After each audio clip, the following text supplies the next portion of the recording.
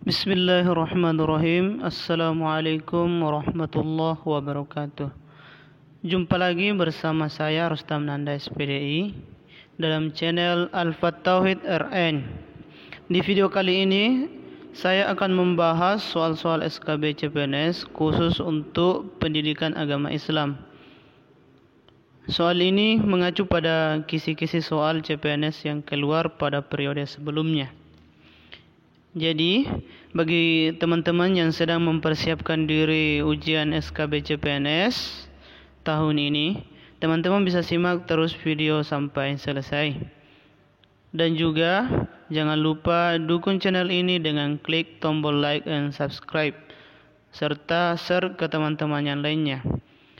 Nah, agar teman-teman dapat info terbaru seputar CPNS, silakan klik lonceng yang ada di sebelah kanan.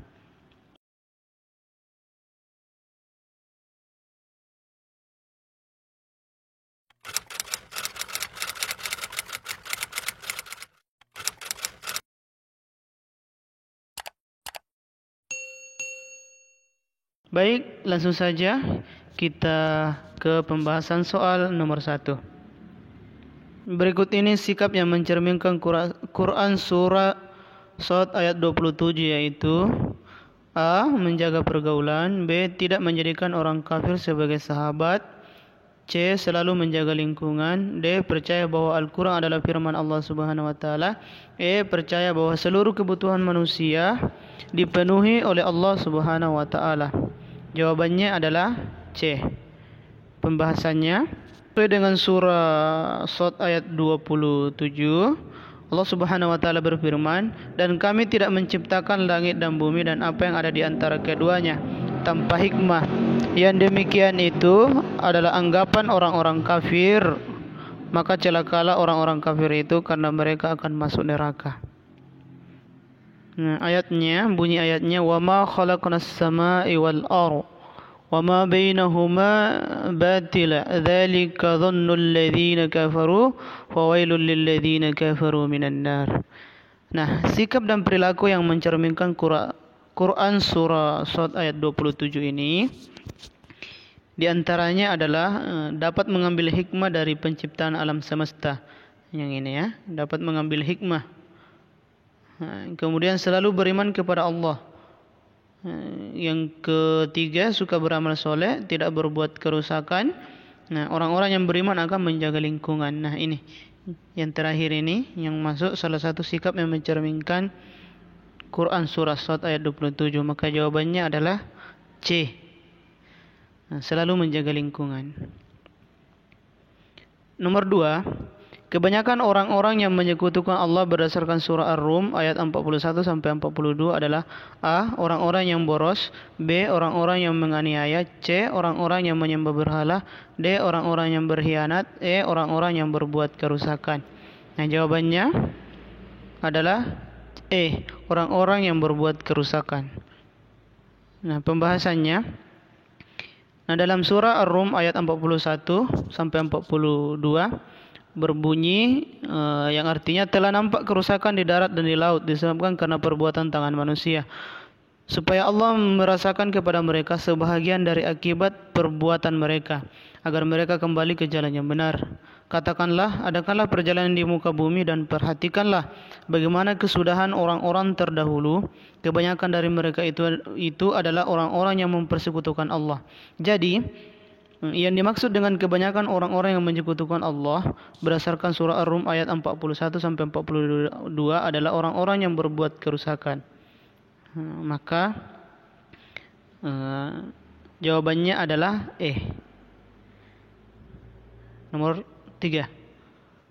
Orang-orang yang ditinggikan Allah Subhanahu wa Ta'ala berdasarkan surah Al-Mujadilah ayat 11 adalah A. Orang yang bersedekah, B. Orang yang berilmu, C. Orang yang beramal, D. Orang yang bertakwa, E. adalah orang yang adil. Nah, jawabannya adalah B. Orang yang berilmu. Pembahasannya, arti surah Al-Mujadilah ayat 11, wahai orang-orang yang beriman, ya ayyuhalladzina amanu, apabila dikatakan kepadamu wa idza tafassahu, Berilah kelapangan di dalam majlis. Wa idza qila lahum tafassahu fil majlisi, maka lapangkanlah, niscaya Allah akan memberi kelapangan untukmu. Dan apabila dikatakan berdirilah, maka berdirilah, niscaya Allah akan mengangkat derajat orang-orang yang beriman di antaramu dan orang-orang yang diberi ilmu beberapa derajat, dan Allah Maha teliti apa yang kamu kerjakan. Jadi, orang yang ditinggikan Allah berdasarkan surah Al-Mujadilah ayat 11 adalah orang-orang yang berilmu. Nomor 4. Berikut ini termasuk larangan Allah berdasarkan Quran surah Al-Jumu'ah ayat 9 adalah: A. Meninggalkan solat fardu. B. Melakukan jual beli pada saat solat Jumat. C. Mengambil riba jika jumlahnya melampaui batas. D. Meminum khamar. E. Berbuat kerusakan pada waktu solat. Nah, jawabannya adalah B. Melakukan jual beli pada saat solat Jumat. Nah, pembahasannya, Quran surah Al-Jumu'ah ayat 9 yang berbunyi, Ya ayyuhalladzina amanu idza nudiya lis-salati min yaumil jumu'ah fas'au ila dzikrillah wa dzarul bai' dzalikum khairul lakum in kuntum ta'lamun. Hai orang-orang yang beriman, apabila diseru untuk menunaikan solat pada hari Jumat, maka bersegeralah kamu kepada mengingat Allah dan tinggalkanlah jual beli. Nah, ini adalah seruan Allah untuk meninggalkan jual beli. Nah, yang demikian itu lebih baik bagimu jika kamu mengetahui. Jadi, yang termasuk larangan Allah berdasarkan Quran surah Al-Jumu'ah ayat 9 adalah jual beli pada saat solat Jumat. Jadi Allah memerintahkan kita untuk meninggalkan jual beli. Nah, maka jawabannya adalah B. Kemudian selanjutnya nomor 5. Perintah Allah Subhanahu wa taala kepada manusia untuk memperhatikan, meneliti, menyelidiki apa yang ada di langit dan di bumi terkandung dalam Al-Quran surah A. Al-Jumu'ah ayat 9. B. Al-Jumu'ah ayat 10. C. Yunus ayat 101. D. Yunus ayat 102. E. Al-Baqarah ayat 164. Jawabannya adalah C. Yunus ayat 101. Pembahasannya, Quran surah Yunus 101 berbunyi, Qul inzuru madza fis samawati wal ardh wa ma tughni al-ayatu wan nuzuru an qaumin la yu'minun. Artinya, katakanlah, perhatikanlah apa yang ada di langit dan di bumi, tidaklah bermanfaat tanda-tanda kebesaran Allah dan rasul-rasul yang memberi peringatan bagi orang-orang yang tidak beriman. Jadi perintah Allah Subhanahu wa taala kepada manusia untuk memperhatikan, meneliti, menyelidiki apa yang ada di langit dan di bumi. Nah, itu terkandung di dalam Quran surah Yunus ayat 101. Nomor 6. Kandungan Quran surah Al-Baqarah ayat 164 berisi tentang A.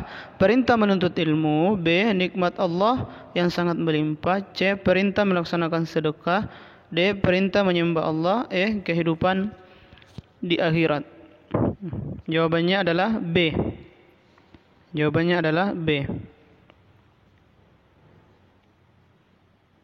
Pembahasannya, surah Al-Baqarah ayat 164 berbunyi, Inna fi khalqis samawati wal ardi wa ikhtilafil laili wan nahar wal fulki allati tajri fil bahri bima yanfa'un nasa wa ma anzala Allahu minas samai min ma'in fakhya bihil الأرض بعد موتها وبث فيها من كل دابة وتصريف الرياح وسحاب المسخرين السماء والأرض لآيات لقوم يعقلون. Artinya, sesungguhnya dalam penciptaan langit dan bumi silih bergantinya malam dan siang, bahtera yang berlayar di laut membawa apa yang berguna bagi manusia,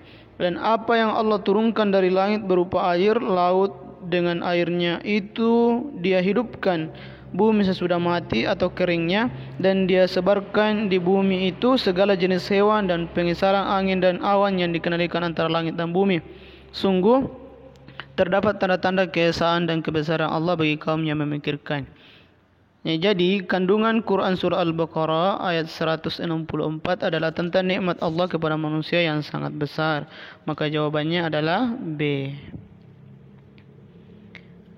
Nomor 7. Maryam selalu berhati-hati dalam berbuat. Dalam kesulitan menghadapi ujian, ia tidak pernah mau mencontek temannya. Padahal ia memiliki kesempatan, karena pada saat itu pengawas ujian sedang ke kamar mandi dan ruang ujian tidak ada yang mengawasi. Ia sangat takut akan dosa. Ia meyakini bahwa semua perbuatannya akan disaksikan oleh Allah Subhanahu wa taala. Nah, sikap Maryam menunjukkan bahwa ia meyakini bahwa Allah bersifat A. Wujud, B. Wahdaniyah, C. Qudrat, D. Hayat, E. Basar. Jawabannya adalah E, teman-teman. Jadi jawabannya adalah E. Nah, pembahasannya, Maryam selalu berhati-hati karena dia meyakini bahwa Allah Subhanahu wa taala Maha melihat. Yang berarti bahwa sikap Maryam ini menunjukkan bahwa ia meyakini Allah bersifat Maha melihat atau Al-Basar. Jadi Allah Subhanahu wa taala itu Maha melihat atau disebut dengan basar. Nomor 8. Dasar hukum kaum muslimin untuk mempercayai bahwa Allah telah menurunkan kitab suci sebelum kitab Al-Quran terdapat pada surah A. Surah Al-Baqarah ayat 1, B. Surah Al-Baqarah ayat 2, C. Surah Al-Baqarah ayat 3, D. Surah Al-Baqarah ayat 4, E. Surah Al-Baqarah ayat 5. Jawabannya adalah D. Surah Al-Baqarah ayat 4. Nah, pembahasannya,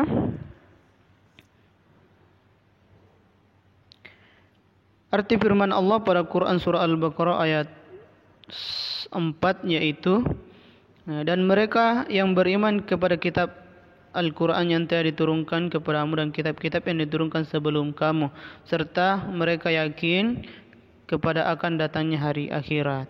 Selanjutnya, nomor 9. Berikut ini cara Nabi menerima wahyu melalui firman Allah secara langsung, yaitu A. Nabi Ibrahim menerima perintah menyembelih Ismail. B. Nabi Musa alaihissalam diangkat menjadi Rasul. C. Nabi Muhammad SAW menerima wahyu pertama. D. Nabi Isa dapat menghidupkan burung. E. Nabi Nuh dapat membuat perahu. Jawabannya B.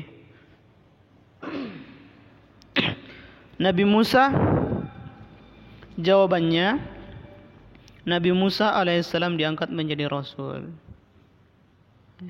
Nabi atau Rasul menerima wahyu dengan mendengar langsung firman Allah Subhanahu wa taala. Nah, contohnya adalah ketika Nabi Musa alaihissalam diangkat menjadi Rasul. Nomor 10. Musa pernah berdoa di Ti'ah selama 40 tahun. Dalam doanya Allah menurunkan 10 perintah, 10 commandments. Nah, kecuali, jadi soal ini adalah menanyakan tentang 10 perintah Allah kepada Nabi Musa, tetapi yang ditanya di sini adalah kecuali, atau bukan di antara 10 tersebut. Nah, A. Menghormati Allah yang Esa. B. Menghormati kedua orang tua. C. Larangan membunuh anak perempuan. D. Larangan membunuh. E. Mensucikan hari Sabtu. Nah, jawabannya adalah C. Larangan membunuh anak perempuan. Nah, seperti apa pembahasannya? Nah, Musa pernah berdoa di Ti'ah selama 40 tahun. Dalam doanya Allah menurunkan 10 perintah, yaitu hormati dan cintai satu Allah, sebutlah nama Allah dengan hormat, kuduskanlah hari Sabtu, hari Sabat, yaitu hari ke-7 setelah bekerja 6 hari dalam seminggu. Hormati ibu dan bapakmu, jangan membunuh, jangan berbuat cabul, jangan mencuri, jangan berdusta, jangan ingin memiliki barang orang lain dengan cara yang tidak halal atau mencuri. Jadi, larangan membunuh anak perempuan tidak termasuk di dalamnya. Maka jawabannya adalah C. Larangan membunuh anak perempuan. Nomor 11. Tere adalah seorang mu'allaf. Di keluarganya hanya dia dan kakak perempuannya Magdalena yang beragama Islam. Nah, tahun ini adalah ada seorang laki-laki muslim yang mengkhitbahnya, melamarnya dan akan menikahinya. Orang yang bertindak menjadi wali nikah agar pernikahannya sah adalah A. Ayah kandung, B. Kakak laki-laki, C. Magdalena, D. Paman, E. Hakim. Nah, jawabannya adalah E. Hakim. Nah, pembahasannya. Nah, Tere adalah seorang mu'allaf. Di keluarganya hanya dia dan kakak perempuannya yang beragama Islam. Nah, tahun ini ada seorang laki-laki muslim yang mengkhitbah dan akan menikahinya. Nah, orang yang bertindak menjadi wali nikah agar pernikahannya sah adalah hakim. Nah, kenapa ayah kandungnya tidak berhak untuk menikahkan atau tidak sah menikahkan Tere? Sebab ayah kandungnya ini belum beragama Islam.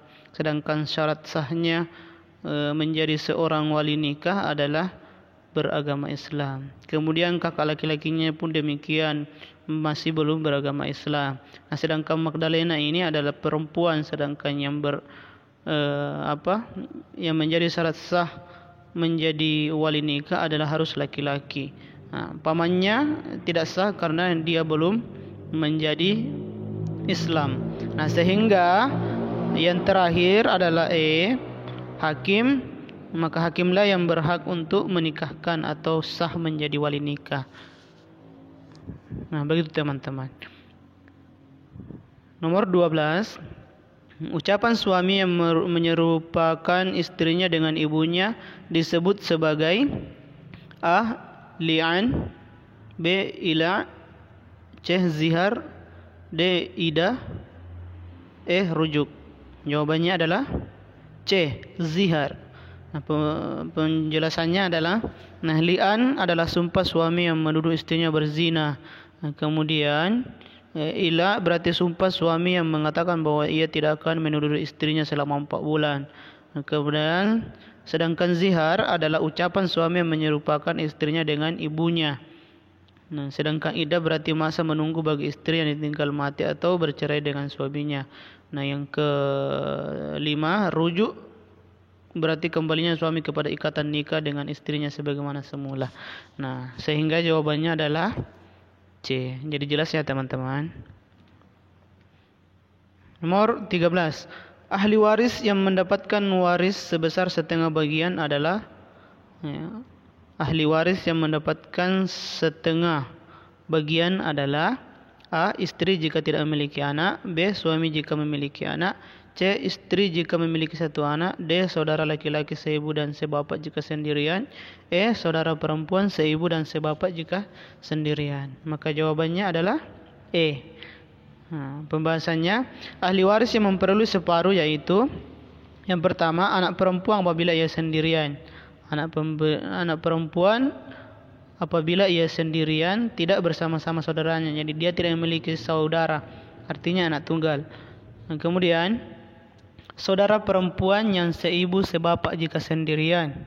Anak perempuan dari anak laki-laki jika tidak ada anak perempuan yang lain. Suami jika tidak mempunyai anak atau tidak ada anak dari anak laki-laki atau cucu, baik laki-laki maupun perempuan. Nah, itu ahli waris, beberapa ahli waris yang memperoleh separuh. Aturan dalam fikih mawaris. Nomor 14. Berikut ini yang tidak menggugurkan hak waris, yaitu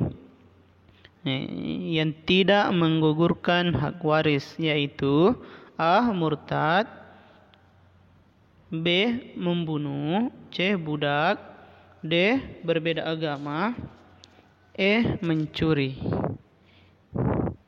Jawabannya E.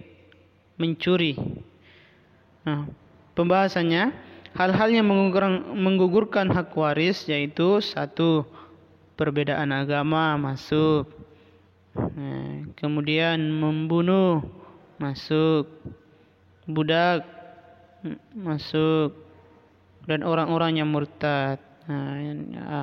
Maka jawaban yang tepat yang tidak termasuk atau tidak menggugurkan hak waris yaitu mencuri. Nomor 15. Pada tahun kelima masa kenabian, Nabi Muhammad SAW mendapat perintah untuk berhijrah ke A. Irak, B. Iran, C. Palestina, D. Yerusalem, E. Ethiopia.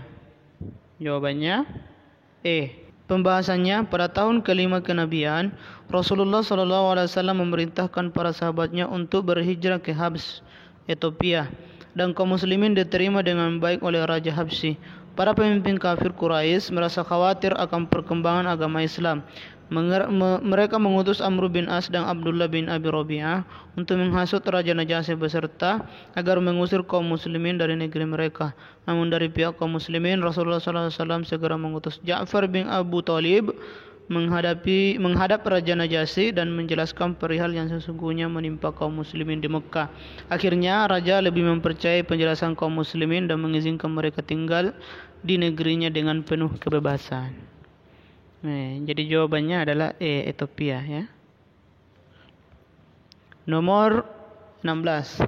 Sahabat Nabi Muhammad SAW yang sangat kaya raya, bahkan saat Nabi berhijrah ke Madinah, ia rela meninggalkan seluruh hartanya di Mekah, kemudian berdagang di Madinah dan menjadi pengusaha kaya raya di Madinah, serta ringan tangan dalam membiayai dakwah Nabi Muhammad SAW adalah A. Bilal bin Rabah, B. Abdurrahman bin Auf, C. Ali bin Abi Thalib, D. Abu Bakar As-Siddiq, E. Utsman bin Affan. Nah, jawabannya adalah B. Abdurrahman bin Auf. Nah, pembahasannya, sahabat Nabi Muhammad SAW yang sangat kaya raya, bahkan saat Nabi berhijrah ke Madinah, ia rela meninggalkan seluruh hartanya di Mekah, kemudian berdagang di Madinah dan menjadi pengusaha kaya raya di Madinah, serta ringan tangan dalam membiayai dakwah Nabi Muhammad SAW adalah Abdurrahman bin Auf. Maka jawabannya adalah B. Abdurrahman bin Auf. 17. Dalam perang Guadalite, pasukan Islam dipimpin oleh A.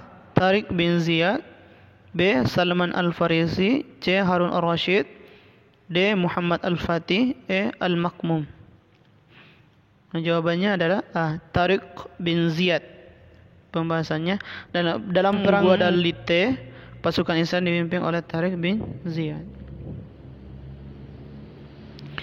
18. Pengaruh Islam di Indonesia tampak dalam hal berikut ini, kecuali. Jadi ada kecualinya, ya. A. Muncul gaya berpakaian Islami. B. Seni kaligrafi. C. Hilangnya sistem kasta di masyarakat. D. Banyak kata serapan dari bahasa Arab. E. Banyak didatangkan unta di Indonesia. Nah, yang kecuali adalah E. Banyak didatangkan unta di Indonesia. Pembahasannya, banyak didatangkan unta di Indonesia bukan merupakan pengaruh masuknya Islam di Indonesia. 19. Menunaikan ibadah sholat Jumat merupakan kewajiban bagi laki-laki mukmin mukallaf. Makna dari mukallaf adalah A. Orang yang berakal, B. Orang yang sudah balik, C. Orang yang sudah dikenai hukum syarak, D. Orang yang sudah dewasa, E. Orang beriman. Jawabannya adalah apa, teman-teman? C. Nah, orang yang sudah dikenai hukum syarak. Nah, jadi mukallaf itu bermakna adalah orang yang sudah dikenai hukum syarak, atau dia sudah wajib menjalankan seluruh hukum dan syariat Islam. Nomor 20. Pada abad pertengahan, seorang ilmuwan Islam Al-Khawarizmi mengenalkan sistem ilmu yang sangat penting. Ilmu tersebut terus berkembang hingga saat ini sebagai ilmu A. Kedokteran, B. Matematika, C. Kemaritiman, D. Geografi, E. Penerbangan. Jawabannya apa, teman-teman? Ya, jawabannya adalah B. Matematika. Pembahasannya, pada abad pertengahan seorang ilmuwan Islam Al-Khawarizmi mengenalkan sistem bilangan. Nah, ilmu tersebut terus berkembang hingga saat ini sebagai ilmu matematika. Nah, demikian teman-teman. Semoga pembahasan soal ini bermanfaat untuk kita semua. Mudah-mudahan teman sekalian bisa lulus SKB, CPNS dan mendapatkan NIP. Billahi fi sabilillah fastabiqul khairat. Wassalamualaikum warahmatullahi wabarakatuh.